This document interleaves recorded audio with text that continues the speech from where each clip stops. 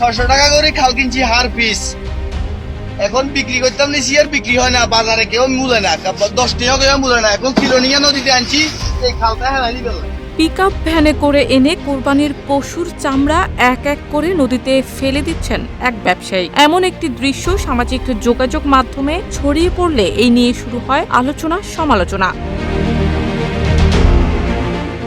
জানা যায় শুক্কুর আলী নামে ওই ব্যবসায়ী কোরবানির ঈদের দিন গ্রামে ঘুরে ঘুরে 500 থেকে 600 টাকা দরে বেশ কিছু চামড়া কেনেন। পরে ন্যায্য দাম না পাওয়ায় ক্ষুব্ধ হয়ে চামড়াগুলো নদীতে ফেলে দেন। এই ঘটনায় পরিবেশ দূষণের অভিযোগে ভ্রাম্যমাণ আদালতের অভিযানে তাকে আটক করা হয়।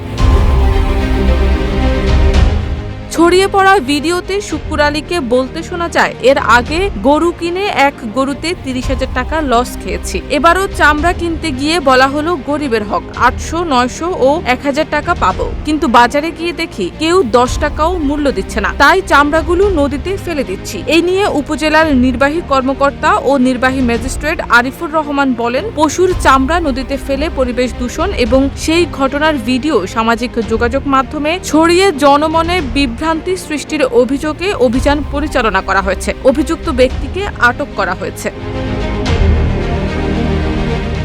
ঘটনাটি ঘটেছে ফেনীর পরশুরাম উপজেলার মালিপাথর এলাকায়। চামড়াগুলো ফেলা হয়েছে পরশুরামের সিলুনিয়া নদীতে। উপজেলার মালিপাথর এলাকায় শুক্কুর আলীকে আটক করার অভিযানে নেতৃত্ব দেন উপজেলা নির্বাহী কর্মকর্তা আরিফুর রহমান। শারমিন নিশু, ঢাকা পোস্ট।